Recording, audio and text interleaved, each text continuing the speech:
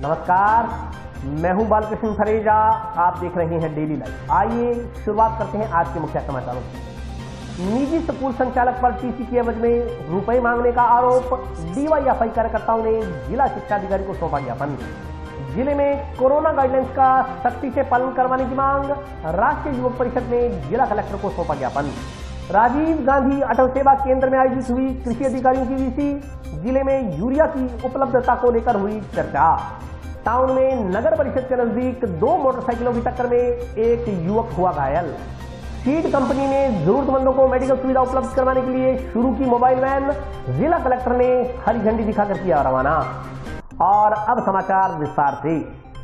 DYFI कार्यकर्ताओं ने जिला शिक्षा अधिकारी को ज्ञापन देकर एक निजी स्कूल संचालक पर टीसी की एवज में रुपए मांगने का आरोप लगाया है।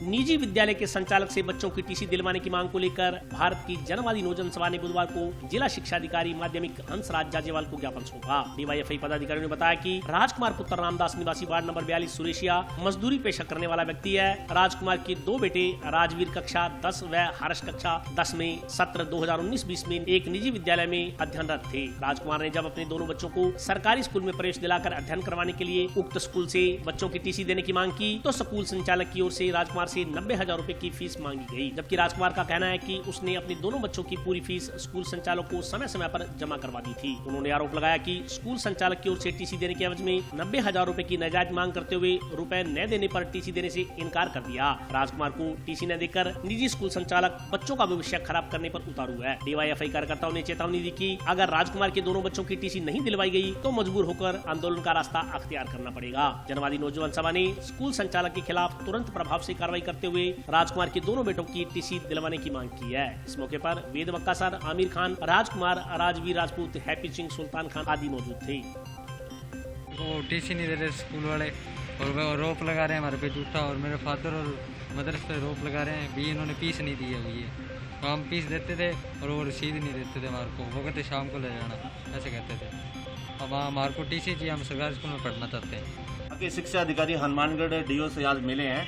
यहाँ के जो निजी स्कूलों ने जो अन्य तरह का वातावरण बना रखा है, कहीं एक निजी स्कूल के अंदर 2 बच्चों की टीसियां नहीं दी जा रही। क्या हमारे स्कूल में पढ़ाओ।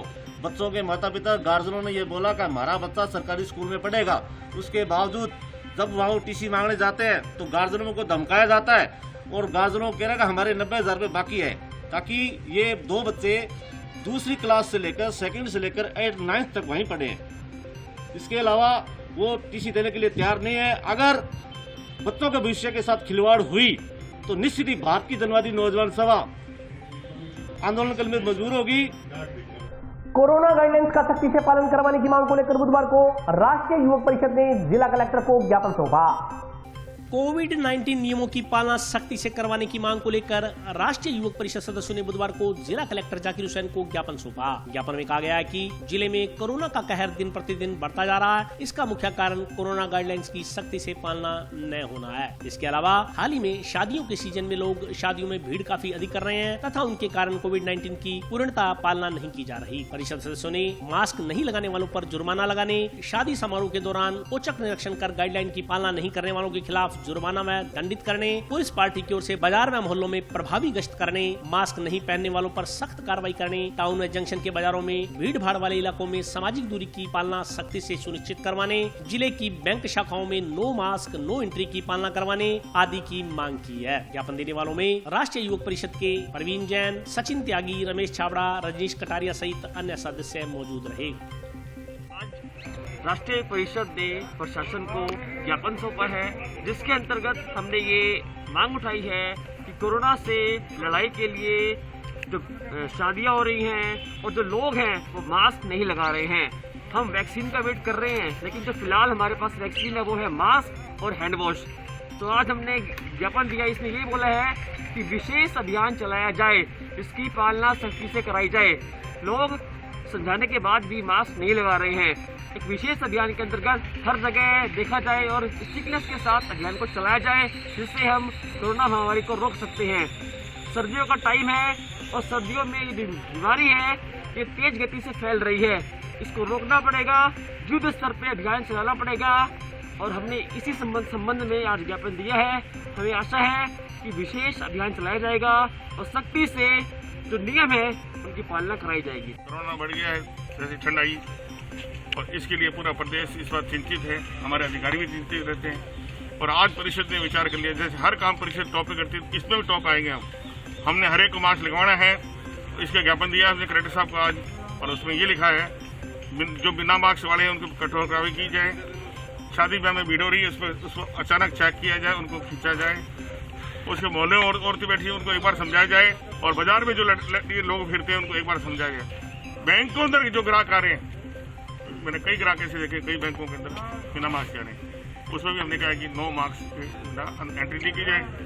इसके लेके कृषि विभाग के अधिकारियों की एक वीसी जंक्शन स्थित राजीव गांधी अटल सेवा केंद्र में आयोजित हुई। वीसी में यूरिया की उपलब्धता को लेकर विचार विमर्श किया गया। जिले में यूरिया की उपलब्धता को लेकर कृषि विभाग के अधिकारियों की एक बैठक वीडियो कॉन्फ्रेंसिंग के जरिए आयोजित की गई। राजीव गांधी अटल सेवा केंद्र में आयोजित वीसी में विभागीय अधिकारियों और कर्मचारियों ने हिस्सा लिया। कृषि विभाग के अधिकारियों ने बताया कि हनुमानगढ़ जिले को रबी के सीजन में 90,000 मैट्रिक टन यूरिया मिलेगा, जो किसानों को आगामी फसल की बुआई के लिए आवंटित किया जाएगा। वर्तमान में पंजाब में यूरिया की काफी किल्लत है। ऐसे में पंजाब के किसान राजस्थान से अवैध तरीके से यूरिया ले जाने का प्रयास कर रहे हैं। स्थानीय किसानों को पॉश मशीनों में प्रविष्ट करवाकर आधार कार्ड के जरिए यूरिया आवंटित किया जा रहा है। अभी तक जिले को 40,000 मैट्रिक टन यूरिया मिला है, 50,000 टन यूरिया मिलना अभी शेष है। उन्होंने जानकारी दी कि यदि पंजाब में किल्लत चल रही है तो वहां के किसानों को यहां से यूरिया उपलब्ध करवाने के लिए योजनाओं पर विचार किया जा रहा है, लेकिन पूरे पंजाब के किसानों को यहां से यूरिया उपलब्ध करवाना हनुमानगढ़ जिले के लिए मुमकिन नहीं है। ऐसे में यहां के किसानों को यूरिया की किल्लत से जूझना पड़ सकता है। प्रदेश सरकार ने कृषि विभाग को आश्वस्त किया है कि जिले में यूरिया की कमी नहीं आने दी जाएगी। वीसी का मुख्य उद्देश्य था, वो कमिश्नर साहब ने इस चीज़ को मॉनिटर किया था कि भाई इनपुट की व्यवस्था किस तरह से है। इनपुट का मतलब खाद, बीज, दवाई भी बुआई अंतिम अवस्था में चल रही है, तो उसकी व्यवस्था किस तरह से है। और विशेष तौर से जो हम लोगों से हनुमानगढ़ और गंगार लोगों से उन्होंने डिस्कस किया, वो ये किया था कि यूरिया जो पंजाब में ट्रेन्स का मूवमेंट जो बंद हो रखा था, उसमें वहाँ ज़्यादा कमी होने से फिर वहाँ का फार्मर यहाँ यूरिया लेने आ रहा था। जैसा आपको पता है कि भाई यूरिया जो है ये कंट्रोल आइटम है, और कंट्रोल आइटम होने से इसका बिल्कुल सीमा होती है कि भाई कितना जिले को आवंटन होगा। जैसे इस साल लगभग 90,000 मैट्रिक टन रबी का जो सीजन है उसमें यूरिया अपने को मिला है। लगभग 40,000 मैट्रिक टन यूरिया अभी तक अपने पास आ चुका है। यदि स्वाभाविक रूप से पंजाब में यदि कमी है तो फार्मर आएगा यहाँ नज़दीक अपन लगते हैं। जब अपनी कमी होती है तो अपने लोग फार्मर भी पंजाब जाते हैं। लेकिन दिक्कत ये है कि पूरे पंजाब में शॉर्टेज होने से, और यदि यहाँ से यूरिया जाना शुरू हो जाता है तो हनुमानगढ़ जिले की या 90,000 मैट्रिक टन यूरिया की कैपेसिटी नहीं है कि वो पंजाब की यूरिया को फीड कर सके। परिणाम ये होना है कि भाई फिर यहाँ यूरिया नहीं मिलना, फिर यहाँ लॉ एंड ऑर्डर की प्रॉब्लम क्रिएट होना। तो उसको उन्होंने स्पेशली रिव्यू किया था अपने जिलों के लिए, और उन्होंने आश्वस्त किया था कि यदि पंजाब में यूरिया नहीं जाता है तो उन्हें रोक लेते हैं किसी तरह से, और संभावना भी है कि रैक का मूवमेंट शायद पंजाब में शुरू हो गया, तो फिर वो उन्होंने आश्वासन दिया कि आपकी यूरिया की कमी नहीं है। टाउन में नगर परिषद के नजदीक 2 मोटरसाइकिलों की टक्कर में एक युवक घायल हो गया। घायल को उपचार के लिए जिला अस्पताल में भर्ती करवाया गया है। टाउन में नगर परिषद के नजदीक आज दोपहर 2 मोटरसाइकिलों की टक्कर में एक युवक घायल हो गया। घायल युवक को उपचार के लिए राजकीय जिला चिकित्सालय में भर्ती करवाया गया है। घायल के परिजनों ने बताया कि बरकत कॉलोनी निवासी रणजीत कुमार बाइक पर सवार होकर बाजार की तरफ जा रहा था। रास्ते में तेज रफ्तार एक अन्य बाइक चालक ने उसकी मोटरसाइकिल में टक्कर दे मारी। उक्त युवक टक्कर मारने के बाद मौके से फरार हो गया। इसके बाद वहां मौजूद लोगों ने घायल रणजीत कुमार को राजकीय जिला चिकित्सालय पहुंचाया। दुर्घटना में रणजीत के पांव पर गंभीर चोट लगी है। परिजनों ने पुलिस से टक्कर मारने वाले बाइक चालक के खिलाफ कार्रवाई की मांग की है। फिलहाल जिला अस्पताल में घायल रणजीत का इलाज चल रहा है। भैया रणजीत, उसको बाइक वाले ने ठोक के चला गया, ठीक है। उसके पैर में फ्रैक्चर आया और साथ में कट भी गया है। हम चाहते हैं कार्रवाई हो, और बंदा तो उस टाइम चली गया, पता नहीं कहाँ पे रहता है नहीं। ये अपने नगर परिषद के पास हुई, बाइक आपसे में टकरा गया दोनों। स्पीड ज़्यादा थी उनकी बाइक। मैं तो नहीं था मौके पर, मेरे दोस्त वगैरह भाई थे जो वो लेके आए हैं। जरूरतमंदों तक मेडिकल सुविधा पहुंचाने के उद्देश्य को लेकर एक सीड कंपनी द्वारा मेडिकल वैन शुरू की गई है। बुधवार को जिला कलेक्टर ने वैन को झंडी दिखाकर रवाना किया। कोरोना काल में जरूरतमंदों तक मेडिकल सुविधा पहुंचाने के उद्देश्य से एक सीड कंपनी ने मेडिकल वैन का शुभारंभ किया। मेडिकल वैन को जिला कलेक्टर जाकिर हुसैन ने हरी झंडी दिखाकर बुधवार को रवाना किया। परम प्रतिनिधियों ने बताया कि कोरोना संक्रमण के चलते कई गाँव में जरूरतमंद लोगों को बेहतर चिकित्सा सुविधा नहीं मिल पा रही। ऐसी स्थिति में CSR गतिविधियों के तहत सीड कंपनी द्वारा मेडिकल वैन की शुरुआत की गई है। यह वैन गाँव और ढानियों में जाकर जरूरतमंद लोगों को चिकित्सा सुविधा उपलब्ध करवाएगी। इसके द्वारा निःशुल्क दवा उपलब्ध भी करवाई जाएगी। उन्होंने बताया कि यह वैन हनुमानगढ़ और श्रीगंगानगर क्षेत्र के सभी गाँव में जाकर लोगों को चिकित्सा सुविधाएं मुहैया करवाएगी। ये अपनी कंपनी ने राशि सीड्स ने CSR एक्टिविटी के तहत अपने हनुमानगढ़ और गंगानगर जिले में ये एक मेडिकल वैन स्टार्ट कर रहे हैं। इसमें गाँव में जाके लोगों की जांच करेंगे और फ्री मेडिसिन प्रोवाइड करवाएंगे। तो ये कंपनी की तरफ से एक नया शुभारंभ है। अपने नॉर्थ इंडिया में पहली बार काम हो रहा है। तो और राजस्थान में गंगानगर हनुमानगढ़ डिस्ट्रिक्ट में अपन ये स्टार्ट कर रहे हैं। तो इसमें लोगों को फ्री मेडिकल सुविधा है, जांच है, ये गांव-गांव जाके हम प्रोवाइड करेंगे। वर्तमान नगर परिषद बोर्ड का 1 वर्ष का कार्यकाल पूरा होने पर बुधवार को नगर परिषद कार्यालय में प्रेस कॉन्फ्रेंस आयोजित की गई। प्रेस कॉन्फ्रेंस में शहर में अब तक करवाए गए विकास कार्यों के बारे में सभापति ने विस्तार से जानकारी दी। वर्तमान नगर परिषद बोर्ड का 1 वर्ष पूर्ण होने पर आज टाउन स्थित नगर परिषद कार्यालय में प्रेस कॉन्फ्रेंस का आयोजन किया गया। प्रेस कॉन्फ्रेंस को नगर परिषद सभापति गणेश बंसल ने संबोधित किया। प्रेस कॉन्फ्रेंस में बोलते हुए सभापति ने कहा कि निर्वाचित बोर्ड ने 1 वर्ष के कार्यकाल में शहर का चहुमुखी विकास करवाया है। उन्होंने कहा कि शेष बचे 4 सालों में शहर को मिनी चंडीगढ़ का रूप दिया जाएगा। उन्होंने कहा कि नया बोर्ड बनने के समय काफी कर्ज होने के बावजूद नगर परिषद ने भूमि नीलामी को आय का मुख्य स्रोत बनाकर नगर परिषद के विकास कार्यों को अंजाम दिया। शहर में खाली पड़ी सरकारी जगहों को उपयोग में लेकर नगर परिषद की आय का स्रोत बनाया गया। पार्कों में चौराहों के सौंदर्यीकरण की बात हो, सड़कें बनाने या लाइटिंग व्यवस्था की बात हो, नगर परिषद द्वारा सब पारदर्शिता से कार्य करवाए गए। शहर को अतिक्रमण मुक्त करवाने के लिए सरकारी जगहों पर अवैध कब्जे तोड़ने का अभियान वर्तमान में चलाया जा रहा है। कोरोना काल में भामाशाहों के सहयोग से करीब 45 लाख रुपए एकत्रित कर मुख्यमंत्री की कोई भूखा न सोए योजना तर्ज पर हर जरूरतमंद तक भोजन पहुंचाने का काम भी नगर परिषद द्वारा किया गया। सभापति ने आगामी कार्य योजना की जानकारी देते हुए बताया कि जल्द ही शहर को कचरे के ढेर से मुक्ति मिलेगी। जंक्शन की केनाल कॉलोनी में इंडियन ऑयल डिपो के पास वाली जगह पर प्लाट काटकर अल्प आय वाले व्यक्तियों को लॉटरी के जरिए प्लॉट आवंटित किए जाएंगे। उन्होंने कहा कि जंक्शन के शहीद भगत सिंह चौक व टाउन के भारत माता चौक का जीर्णोद्धार करवाया जाएगा। टाउन में सतीपुरा बाईपास से लेकर ग्रेव चौराहे तक लाइटिंग की व्यवस्था की जाएगी ताकि रात्रि को रहने वाले अंधेरे के कारण होने वाले हादसों पर अंकुश लगाया जा सके। सभापति बंसल ने कहा कि नगर परिषद का मुख्य ध्यान इस बात पर है कि हर माह नीलामी हो ताकि नगर परिषद को आय हो और यह पैसा शहर के विकास कार्यों पर लगाया जा सके।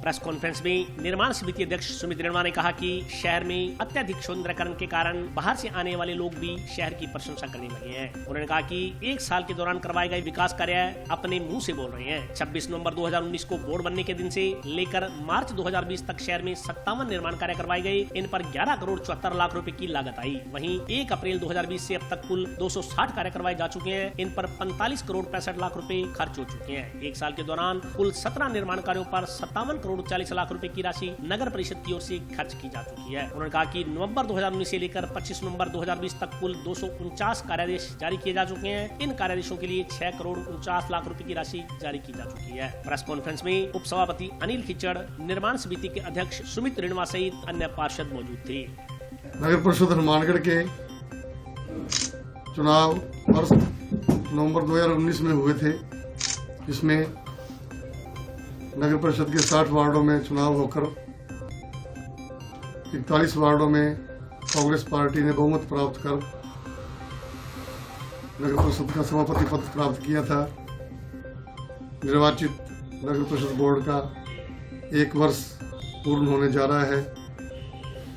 इस संदर्भ में मैं शहरवासियों को शुभकामनाएं प्रेषित करता हूं एवं शहर के चहुमुखी विकास के लिए आगे के लिए आश्वासन देता हूं।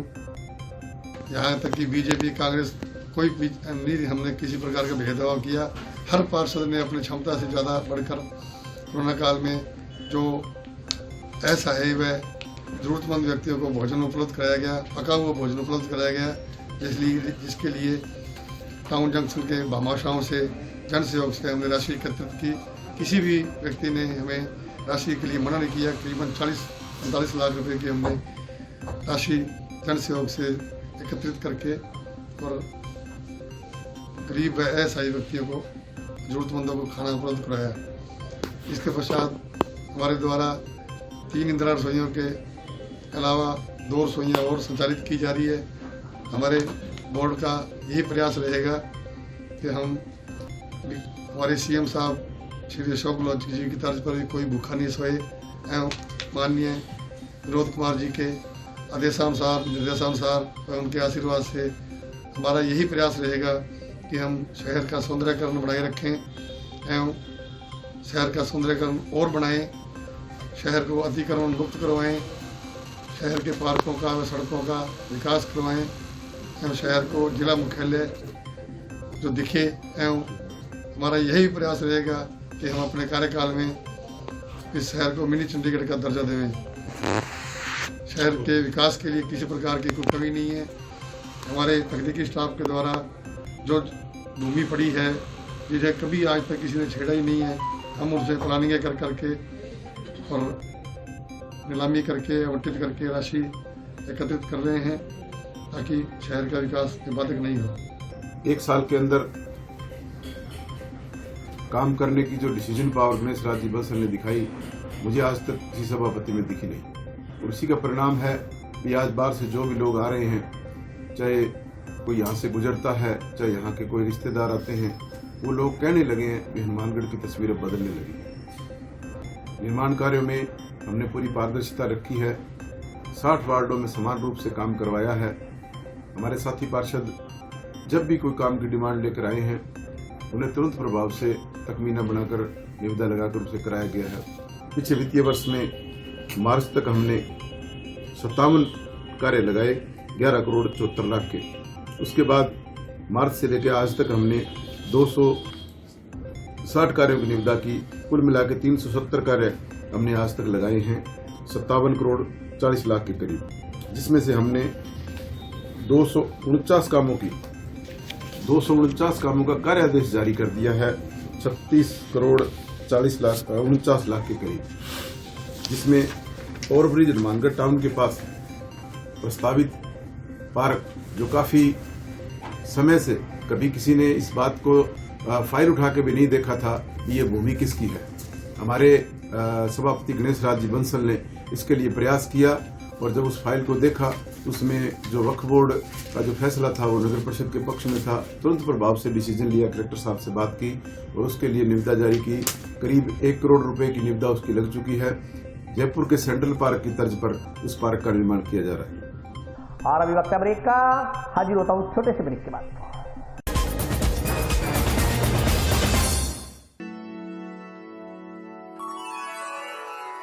यूं तो कई बार मुझे हंसते देखा है, पर ये हंसी कुछ और है। ये गहना मुझ पर जचता है,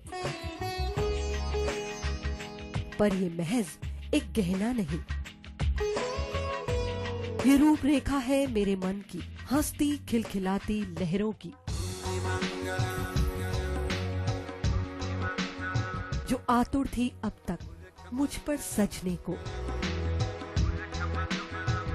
इसलिए ये गहना ही मेरा सच्चा श्रृंगार है, श्रृंगार है, श्रृंगार है।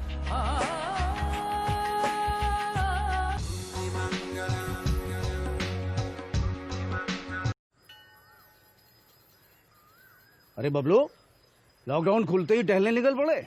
महामारी अभी फैली हुई है। सरपंच जी, टहलने नहीं, काम पे वापस जा रहे हैं। तुझे डर नहीं लगता वायरस पकड़ लेगा? पहले थोड़ा बहुत डर लगता था, फिर पता चला कि अगर मैंने पूरी सावधानी बरती तो ये बीमारी होने की संभावना कम है। सबसे महत्वपूर्ण है ये मास्क।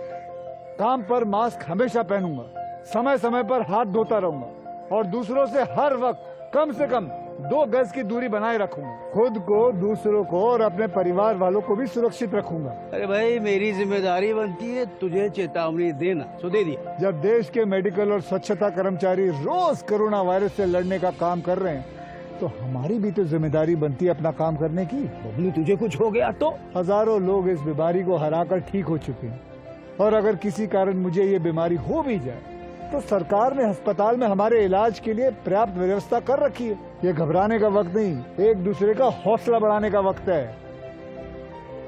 अरे ऐसे क्या देख रहा है, तू काम पे जाएगा, मैं नहीं जाऊंगा, नाक नहीं कट जाएगी मेरी। चलो मास्क। हाँ मास्क मास्क। अरे नाक तो ढक लो।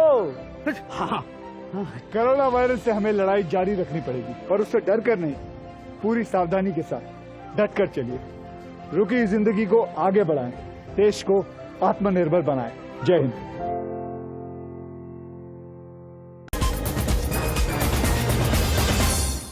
ब्रेक के बाद स्वागत है। आइए नजर डालते हैं अगले समाचारों पर। बुधवार को जिला मुख्यालय पर हुई हल्की बारिश के बाद तापमान में गिरावट दर्ज की गई। किसानों द्वारा बरसात और पाले के कारण बीजी गई फसलों के नष्ट होने का अंदेशा जताया जा रहा है। जिला मुख्यालय पर हुई हल्की बारिश के बाद बुधवार को तापमान में गिरावट दर्ज की गई। वहीं बारिश के कारण खेतों में की गई बिजाई को भी नुकसान होने का अंदेशा जताया जा रहा है। किसानों ने बताया कि सर्दी और वातावरण में नमी के कारण धान की गुणवत्ता पर असर पड़ सकता है। खेतों में बीजा गया गेहूं भी इससे नष्ट हो सकता है। आने वाले दिनों में सर्दी के कारण सुबह का कोहरा सब्जी की फसलों को नुकसान पहुँचा सकता है। किसानों ने बताया कि उन्होंने अपने खेतों में मौसम के अनुसार सब्जियों की बुआई की है, लेकिन कोहरा और सुबह शाम की बढ़ चुकी ठंड फसलों को जड़ों से नष्ट कर सकती है। बरसात के कारण सब्जी की फसलों को फायदा मिलेगा, लेकिन बरसात के बाद बढ़ने वाली सर्दी फसलों के लिए हानिकारक भी साबित हो सकती है। किसानों ने बताया कि पाले से खराब होने वाली फसलों को बचाने के लिए कृषि वैज्ञानिकों द्वारा किसानों को राय दी जानी चाहिए, जिससे उनका आर्थिक नुकसान होने से बच सके। इसलिए हमारे पास में पत्ता गोभी है, फूल गोभी है, बैंगन है, चप्पन कद्दू है, घिया कद्दू है, लहसुन है और कनक की बिजाई कर रखी है।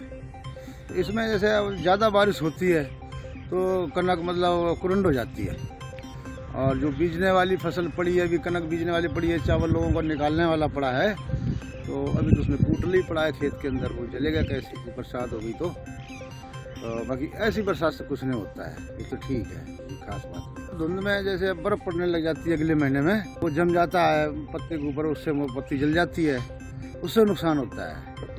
और धुंध से कोई नुकसान ऐसा नहीं होता है। जिसने बीज रखी है, उग गई है, वो तो ठीक है। अब जो जैसे हमने अभी बिजाई की है, हफ्ते हुआ है, अभी उगा नहीं है, तो अगर उसके ऊपर बरसात होती है तो नुकसान ही है, तो उगेगी नहीं, और उसका कोई नहीं है। जैसे बरसात होती है उसका कोई बचाव हो ही नहीं सकता है। अब कोई ठंड ज़्यादा होती है तो उसके चलो उगी हुई फसल है, तो उसको चलो अपने कोई स्प्रे भी सल्फर वगैरह डाल सकते हैं, तो फसल को थोड़ा बचाव हो जाता है। और बाकी बरसात का क्या बचाव है, कोई बचाव नहीं। कणियां और फसल मतलब जो बिजाई आ बीजी है फसल कणियां के नाल भी खराब है, दोबारा बीजनी फसलां बीजियां हुई भी खराब हो गया, रेह पै गई, DAP पाई आ तो माड़ा मोटा भी ज़्यादा नहीं कणियां नाल, वो तो जी कोरे नाल तो कणक फिर बनती है, जे गड़े पैने काकड़ा वो खराब। जिला अस्पताल के बाहर एक चाय की दुकान से चोरी हुआ मोबाइल फोन सिविल डिफेंस के वॉलंटियर्स की सूझबूझ से बरामद कर लिया गया। सिविल डिफेंस के वॉलंटियर की सूझबूझ से जिला अस्पताल के बाहर 2 दिन पहले चोरी हुआ मोबाइल फोन बरामद कर लिया गया। सिविल डिफेंस के वॉलंटियर्स की मदद से एक चाय की दुकान से रात के समय चोरी हुआ मोबाइल फोन मिल गया। वॉलंटियर्स ने बताया कि प्रशासन द्वारा अस्पताल की व्यवस्थाएं बनाने के लिए सिविल डिफेंस की ड्यूटियां लगाई गई हैं। सिविल डिफेंस द्वारा सोशल डिस्टेंसिंग के नियमों की पालना सुनिश्चित कराने के साथ साथ अस्पताल में नकबजनी की घटनाओं पर नकेल कसने का भी काम किया जा रहा है। सिविल डिफेंस की ड्यूटी लगने के बाद अस्पताल में असामाजिक तत्वों का आना जाना कम हुआ है, साथ ही चोरी की घटनाएं भी पहले से काफी कम हो गई है। सिविल डिफेंस के विजय कुमार ने बताया कि 2 दिन पहले चाय की दुकान से फोन चोरी हो गया था। चोरी करने वाले युवक का एक रिश्तेदार अस्पताल के वार्ड में भर्ती था। उस मरीज के जरिए उक्त फोन चोर युवक का पता लगाया गया और चोरीशुदा मोबाइल फोन बरामद कर लिया गया। हमारे को यहाँ चाय की दुकान से पता चला कि चाय वाले का फोन चोरी हो गया था। तो फोन चोरी होने के बाद में हमने उसकी तलाश शुरू की, तो वार्ड में उसका कोई परिजन साथ में था, उससे हमारे को कुछ शक का मालूम हुआ। तो शक का मालूम होने के बाद हमने उसकी तलाश जारी रखी। तो उसके बाद में उनके परिजनों से ही हमारे को कुछ पता चलने के बाद में वो फ़ोन वापस उसका मंगवा कर दिया। हमारे सिविल डिफेंस के वॉलंटियरों को यहाँ पर जिला चिकित्सालय में लगाया गया है, जिसके अंदर हम यहाँ पर भीड़ भाड़ का इलाका हो, सुरक्षा हो, किसी तरह की व्यवस्था हो, सिविल डिफेंस के वॉलंटियरों द्वारा यहाँ बहुत ही सराहनीय कार्य किया जा रहा है। और यहाँ पर खास ध्यान दिया जा रहा है कि कई इकट्ठे होकर खड़े ना हो, कोई यहाँ बगैर मास्क घूमता ना हो, और हर तरह की यहाँ पर सुविधा सिविल डिफेंस के वॉलंटियर द्वारा दी जा रही है। इसे चिकित्सा विभाग के समस्त चाहे ट्रॉमा सेंटर वाले हैं, चाहे MCH वाले हैं, हर कोई हमारी इस यहाँ सुरक्षा से बहुत ज़्यादा खुश है। हमारी ये प्राथमिकता रहती है कि यहाँ पर कोई भी बगैर मास्क इंटर नहीं होना चाहिए। जो भी कोई इलाज के लिए आ रहा है उसके साथ एक जना ही रहे, ज़्यादा भीड़ भाड़ यहाँ इकट्ठी ना हो, और असामाजिक तत्व किसी भी तरह का यहाँ पे कोई चोरी चकारी या फालतू में घूमना, इस तरह की कोई प्रक्रिया ना हो। दूर दूर लोगों को रखना है, भीड़ इकट्ठी होने नहीं देनी। कोरोना काल के अंदर जो जो गाइडलाइन जारी हुई है उनका पूरी तरह से पालना करवाई जा रही है हर किसी की। कोरोना काल के बीच आज से विवाह शादियों का सीजन आरंभ हो गया। वहीं मैरिज रिसोर्ट संचालक सोशल डिस्टेंसिंग के नियमों की पालना करवाने में जुटे हुए हैं। कोरोना के बढ़ते प्रभाव के कारण प्रशासन द्वारा आज जिले में धारा 144 तो लागू कर दी गई है। इसी बीच विवाह शादियों का सिलसिला भी चल निकला है। ऐसे में प्रशासन द्वारा कोरोना से बचाव को लेकर जारी गाइडलाइंस की पालना विवाह शादियों में भी करवाई जा रही है। शादियों के रिसेप्शन में एंट्री पॉइंट पर ऑटो हैंड सैनिटाइजिंग मशीनों का चलन भी देखने को मिल रहा है। मैरिज रिसोर्ट्स और होटल संचालकों का कहना है कि विवाह समारोह में 100 से ज्यादा लोगों की एंट्री पर प्रतिबंध लगाया गया है। ऐसे में मैरिज रिसोर्ट्स संचालक नियमों की पालना सुनिश्चित करवाने में प्रशासन का सहयोग कर रहे हैं। मैरिज हॉल में सैनिटाइजर व अन्य सुरक्षा उपकरणों की उपलब्धता पहले संचालकों द्वारा ही निर्धारित की जा रही है। वहीं शादी के सीजन को लेकर पंडितों का कहना है कि आज से शादी के शुभ मुहूर्त आरंभ हो गए हैं, लेकिन 10 दिसंबर तक ही मुहूर्त रहेंगे। फिर बीच में कुछ समय के लिए शादियों पर विराम लग जाएगा। की गई है उसके तहत हमने अपने होटल में शादी विवाह के बाबत 100 लोगों से ज्यादा की अनुमति नहीं दे रहे हैं, और इसके बचाव के लिए सभी को मास्क और सैनिटाइजर की जो है पालना सुनिश्चित की जा रही है, और हम इसको कोरोना और हरने में इसमें कामयाब रहेंगे। आज बहुत ही शुभ दिन है, कार्तिक मास शुक्ल पक्ष एकादशी, जिसको देव प्रबोधनी एकादशी कहते हैं। तो देव सैनी एकादशी से आज तक भगवान नारायण राजा बलि के दरबार में स्थित रहते हैं, इसलिए कोई भी मांगलिक कार्य नहीं हो सकता है। आज से सब विवाह, मांगलिक कार्य इत्यादि शुरू हो जाएंगे, शहनाइयाँ इत्यादि बजने लगेंगी। लेकिन कुछ ही समय तक ये रहेगा, 11 दिसंबर तक। 11 दिसंबर से बाद में मलमास प्रारंभ हो जाएंगे, और मलमास के बाद में गुरु अस्त और शुक्र अस्त भी रहेंगे। तो 11 दिसंबर के बाद में पुनः जो शहनाई वादन या शुभ मांगलिक कर्म है वो 25 अप्रैल 2021 में प्रारंभ हो पाएंगे। आज भगवान के देवोत्थान का समय है, तो देव भगवान को उठा करके उनका मांगलिक कर्म इत्यादि करना चाहिए, और अनेकों प्रकार से तुलसी विवाह है और अन्य जो मांगलिक कर्म है, गृह प्रवेश है, देव पूजन है, देव प्रतिष्ठा इत्यादि है, इन सब कार्यों को करके शुभ आशीर्वाद आप ग्रहण करें। जंक्शन स्थित राजकीय बालिका उच्च माध्यमिक विद्यालय में चल रहे कला उत्सव के तहत बुधवार को ऑनलाइन मूर्ति कला और चित्रकला प्रतियोगिता का आयोजन किया गया। जंक्शन स्थित राजकीय बालिका उच्च माध्यमिक विद्यालय में चल रहे ऑनलाइन कला उत्सव के दूसरे दिन विद्यार्थियों ने मूर्ति कला और चित्रकला प्रतियोगिता में भाग लिया। अध्यापकों ने बताया कि समग्र शिक्षा अभियान के तहत 2 दिवसीय कला उत्सव मनाया जा रहा है। इसमें जिले भर के विद्यार्थी ऑनलाइन माध्यमों से जुड़ रहे हैं। बुधवार को दूसरे दिन कला उत्सव के तहत मूर्ति और चित्रकला प्रतियोगिता आयोजित करवाई गई। इसमें 25 विद्यार्थियों ने ऑनलाइन भाग लिया, जबकि अन्य विद्यार्थियों ने ऑफलाइन हिस्सा लिया। प्रतियोगिता में बच्चों द्वारा तैयार किए गए चित्रों और मूर्तियों का निरीक्षण निर्णायक मंडल द्वारा किया गया।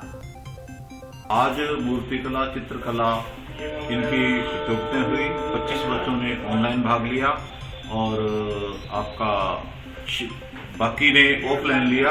अब इन प्रतियोगिताओं के जजेस परिणाम तैयार कर रहे हैं, और जो प्रथम आगे प्रथम द्वितीय आएंगे उनको मतलब राज्य स्तर पर पुरस्कार मिल रहा है। और आज के लिए बस इतना ही। कल फिर हाजिर होता हूँ नए समाचारों के साथ। तब तक के लिए नमस्कार।